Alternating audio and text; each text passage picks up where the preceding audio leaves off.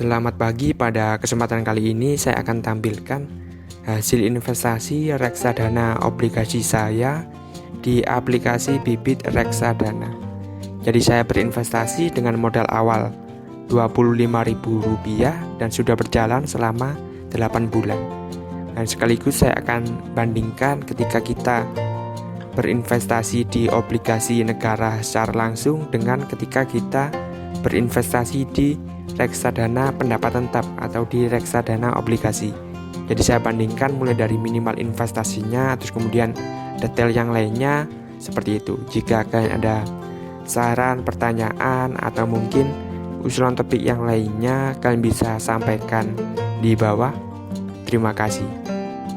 Jadi buat kalian yang mungkin masih bingung ya, jadi aplikasi Bibit itu apa? Jadi aplikasi Bibit adalah aplikasi investasi seperti aplikasi lainnya, misal Bareksa, Tanam Duit, Ajaib, seperti itu. Jadi aplikasi Bibit adalah aplikasi investasi khusus reksadana. Jadi kalau misal kalian ingin membeli reksadana, itu kalian bisa download aplikasi Bibit ini. Jadi ini adalah tampilan aplikasi Bibit yang melalui website seperti itu. Jadi seperti ini, saya sudah berinvestasi totalnya sekitar 1,1 juta rupiah. Jadi buat kalian yang ingin mendaftar di aplikasi Bibit, kalian bisa gunakan kode referral saya ya, yaitu jalan kecil. Nanti kalian akan mendapatkan cashback sebesar Rp25.000. Jadi kalian bisa gunakan kode referral saya jalan kecil untuk mendapatkan cashback sebesar Rp25.000.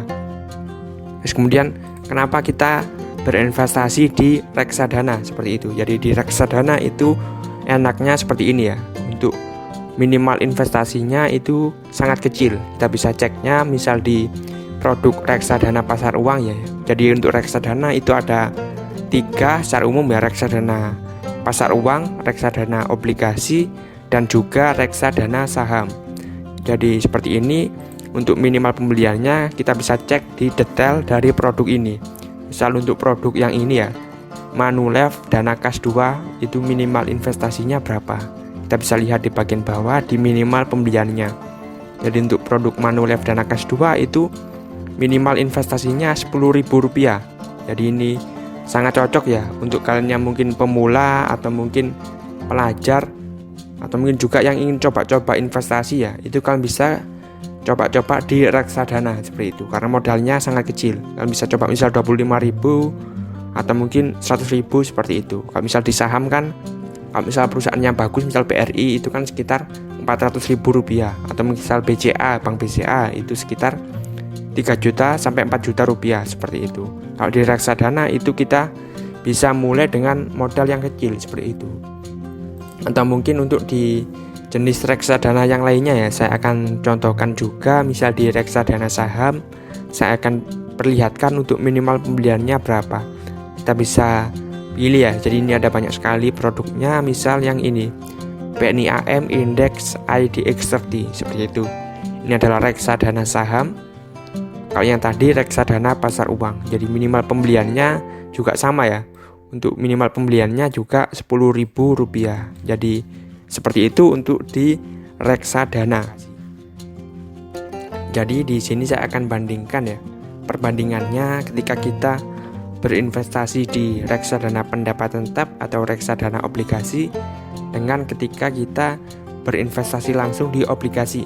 Di sini untuk obligasinya saya ambil contoh ORI 019 yang dikeluarkan oleh Kementerian Keuangan. Jadi ini saya akan bandingkan reksadana pendapatan tetap dengan obligasi negara seperti itu. Jadi yang pertama, perbandingannya dari minimal pembelian atau minimal investasi. Jadi kalau misal di reksadana pendapatan tetap dengan obligasi itu seperti apa? Jadi seperti yang saya jelaskan tadi, saya ambil contoh di ORI 019 seperti itu. Jadi untuk minimal pembeliannya di ORI 019 itu 1 juta atau kelipatan 1 juta. Jadi kita bisa mulai investasi di obligasi mulai dari 1 juta, 2 juta, 3 juta seperti itu. Kalau di produk obligasi yang lainnya bisa saja berbeda. Terus kemudian untuk di reksadana pendapatan tetap untuk minimal pembeliannya itu 100.000 atau bahkan ada yang Rp10.000. Jadi tergantung dari produknya seperti itu, tergantung dari kebijakan dari manajer investasi. Ada yang 100.000, 50.000, 10.000, 500.000, dan bahkan ada yang 1 juta atau 10 juta juga ada. Jadi tergantung kebijakan dari manajer investasinya. Jadi tapi untuk yang 10.000 ini juga cukup banyak seperti itu. Jadi untuk minimal pembeliannya seperti itu antara reksadana dengan obligasi. Terus kemudian untuk waktu pembeliannya, jadi di ORI 019 seperti itu ya, atau di kebanyakan obligasi untuk waktu pembeliannya itu ada batasannya. Jadi ada masa penawaran seperti itu. Jadi yang saya ambil contoh itu masa penawarannya 25 Januari 2021 sampai dengan 18 Februari 2021. Jadi kita bisa membeli obligasi tersebut pada rentang ini. Jadi selain itu kita tidak bisa. Seperti itu. Terus kemudian kalau di reksadana pendapatan tetap itu kita bisa beli kapan saja. Jadi kita mau bulan berapa, tanggal berapa itu bisa. Asalkan unit yang ditawarkan masih tersedia. Seperti itu. Sedangkan untuk perbandingan yang ketiga mengenai jatuh tempo. Jadi untuk di reksadana atau di obligasi langsung itu ada jatuh temponya. Jadi misal di produk ini itu jatuh temponya 3 tahun seperti itu. Jadi pada tanggal 15 Februari 2024. Sedangkan kalau di reksadana itu tidak ada jatuh tempo. Jadi jatuh tempo itu seperti apa? Jadi misal kita berinvestasi di atau di obligasi ya, 1 juta rupiah. Jadi 1 juta rupiah itu dipegang oleh pemerintah ya, dalam hal ini Kementerian Keuangan itu selama 3 tahun. Jadi uang tersebut tidak bisa kita ambil. Jadi selama 3 tahun baru uang tersebut dikembalikan. Sedangkan kalau di reksadana kalau misal kita butuh itu kita bisa jual. Jadi kalau misal kita beli sekarang terus kemudian 2 bulan lagi kita butuh, itu kita bisa menjualnya. Tapi itu ada resiko kerugiannya untuk reksadana pendapatan tetap kalau berinvestasi dalam jangka pendek. Terus kemudian untuk perbandingan selanjutnya tentang keuntungan. Jadi kalau di reksadana pendapatan tetap itu keuntungannya adalah capital gain. Sedangkan kalau di obligasi itu kita dibayarkan setiap bulannya. Jadi keuntungannya berapa di total, terus kemudian dibagi dengan jumlah bulannya. Jadi setiap bulannya kita mendapatkan keuntungan. Jadi setiap bulan kita ditransfer keuntungan dari obligasi ini. Sedangkan kalau di reksadana itu dari capital gain. Jadi capital gain itu seperti apa?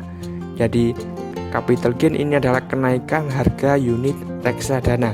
Jadi misal kita membeli suatu reksadana pada harga per unitnya 100 ya, seperti itu. Terus kemudian pada 1 tahun ke depan itu harga unitnya naik jadi 100.200 seperti itu. Jadi keuntungan kita adalah Rp200. Jadi perbedaannya seperti itu. Kalau di obligasi ditransfer tiap bulan, kalau reksadana itu tergantung unitnya harganya berapa ketika kita menjual produk tersebut. Sebelum masuk ke hasil investasi saya, terlebih dahulu saya akan tampilkan detail dari produk yang saya pilih. Jadi seperti itu. Kita bisa masuk ke bagian produk, terus kemudian di obligasi seperti itu ya. Kita akan lihat detail dari produk yang saya pilih itu seperti apa. Jadi produk yang saya pilih itu ini ya, Majoris Sukuk Negara Indonesia seperti itu. Jadi untuk detailnya kalian bisa lihat di sini. Kita juga bisa lihat grafiknya ya, pergerakannya dalam 1 tahun terakhir itu seperti apa. Jadi dalam 1 tahun terakhir itu mengalami kenaikan seperti ini ya. Kenaikannya sebesar 6,89%. Atau mungkin kalian bisa misal dalam 3 tahun terakhir seperti apa, kalian bisa ganti-ganti sendiri di bagian yang bawah ini. Jadi untuk 3 tahun terakhir itu seperti ini grafiknya ya, dengan keuntungannya 19,97%. Jadi seperti itu. Kalau misal kita berinvestasi selama 3 tahun di produk Majoris Sukuk Negara Indonesia, kan bisa ganti-ganti sendiri, misal 3 bulan, 5 tahun, dan seterusnya. Kemudian untuk detail selanjutnya, ini CAGR-nya dalam 1 tahun 6,89%. Terus kemudian drawdown-nya itu min 5%. Jadi drawdown itu apa? Drawdown ini adalah penurunan terbesar. Jadi misal penurunannya di sini ya. Jadi ini kan titik tertinggi. Terus kemudian sampai ke titik terendah itu berkurang 5%. Ini artinya ketika kita berinvestasi misal 10 juta ya, di sini kita beli di sini 10 juta, terus kemudian ketika posisinya turun di sini kita menjualnya itu kita rugi 5%. Jadi kalau misal seperti itu. Jadi seperti itu untuk dari drawdown-nya. Terus kemudian expense ratio ini adalah biaya untuk mengelola reksadana seperti itu. Jadi salah satu yang harus diperhatikan di reksadana itu kita menitipkan uang ke manajer investasi. Jadi manajer investasinya ini Majoris Asset Management. Terus kemudian manajer investasinya membutuhkan dana untuk mengelola ini seperti itu. Jadi mungkin dari pajak bank kustodian, terus kemudian yang lainnya, atau mungkin biaya analis ya untuk memilih obligasi yang baik itu apa seperti itu masuk ke dalam sini sebesar totalnya 0,84%. Terus kemudian untuk total AUM ini adalah dana kelolaan. Jadi misal saya berinvestasi 10 juta ya, 10 juta itu masuk ke dalam sini, ke dalam 373,87 miliar seperti itu. Jadi ini tuh cukup besar ya, sekitar 300-an miliar. Terus kemudian ini jenis reksadana obligasi dengan resiko sedang. Nah, ini maksudnya seperti apa? Nah, saya akan bandingkan ya. Dengan resiko sedang itu di reksadana obligasi. Kemudian saya akan bandingkan dengan reksadana saham ya, yang resiko tinggi. Itu perbandingan grafiknya seperti apa. Jadi kan bisa lihatnya, misal saya pilih produk ini ya, BNP Paribas Pesona. Untuk grafiknya seperti ini ya. Kalau bisa dilihat, yang biru ini reksadana obligasi, sedangkan yang hijau ini reksadana saham. Jadi pergerakannya yang reksadana saham ini sangat ekstrim ya, karena mengikuti pasar saham tentunya. Ini bisa dilihat penurunannya dari sini sampai ke bawah sini ya. Kita bisa lihat di sini bagian drawdown itu sampai 37,04%. Sedangkan kalau di reksadana obligasi itu hanya min 5%. Jadi reksadana obligasi tergolong investasi resiko sedang. Kalau reksadana saham resiko tinggi. Mungkin kalau bisa kita lihat dalam jangka waktu yang lebih lama, misal 5 tahun, itu tidak ada ya untuk majoris sukuk negara Indonesia-nya tidak ada. Nah seperti ini, kita bisa lihatnya seperti itu. Jadi untuk reksadana pendapatan tetap itu resikonya terbatas, tidak seperti di reksadana saham yang resikonya memang resiko tinggi. Seperti itu. Terus kemudian untuk minimal pembeliannya kita bisa lihat di sini itu Rp10.000. Untuk biaya pembeliannya gratis, biaya penjualannya juga gratis. Jadi seperti itu enaknya ketika kita membeli reksadana melalui aplikasi, biaya pembelian dan juga penjualannya gratis. Kalau misal melalui bank langsung itu ada fee jual dan fee beli 1% sampai 2%. Terus kemudian kita juga bisa lihat di alokasi asetnya ya. Untuk 97,44% itu di SBSN. Ini apa? SBSN ini adalah surat berharga syariah nasional. Jadi produk ini itu adalah produk syariah. Kita bisa lihatnya di bagian sukuk ya. Sukuk ini adalah sama dengan obligasi tetapi yang menjalankan prinsip syariah seperti itu. Terus kemudian untuk pasar uang syariah ekstra atau pasar uang syariahnya 2,56%. Nah, kita bisa lihat di sini untuk top holdingnya seperti ini, ada SBSN seri PBS 029 sampai dengan SBSN seri PBS 027 seperti itu. Kalau kalian ingin mengetahui detailnya, kalian bisa ceknya di fun fact sheet dan juga di prospektus seperti itu. Untuk detail dari produk yang saya pilih. Jadi sebelum masuk ke hasil investasi, saya terlebih dahulu akan tampilkan ya untuk riwayat transaksinya, itu saya membelinya pada tanggal berapa dan sekarang ketika video ini dibuat itu tanggal berapa. Jadi bisa kalian lihat pembeliannya pada tanggal 9 Juli 2020 dan sekarang 25 Februari 2021. Jadi Juli, Agustus, September, Oktober, November, Desember, Januari, Februari. Jadi 8 bulan berinvestasi di produk ini. Jadi buat kalian yang kenapa saya memilih produk ini ya. Jadi produk ini sebenarnya adalah cashback. Jadi ketika kita mendaftar di Bibit itu akan mendapatkan cashback kalau kita masukkan ke kode referral. Nah, cashback tersebut berupa produk ini. Jadi bukan cashback masuk ke GoPay kita atau seperti itu, atau ke link aja kita, tapi cashbacknya berupa produk, yaitu Majori Sukuk Negara Indonesia. Jadi langsung saja saya akan tampilkan untuk hasil investasi saya. Nah, saya tempatkannya di dana beli motor ya, karena ini reksadana pendapatan tetap.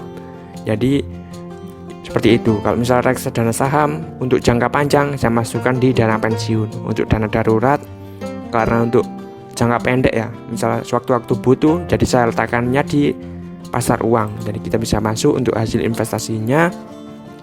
Jadi saya berinvestasi sebesar Rp25.000 ya. Jadi dari hasil cashback keuntungannya berapa, seperti itu. Jadi saya berinvestasi Rp25.000 selama 8 bulan, mendapatkan keuntungan sebesar 1.940 atau 7,76%.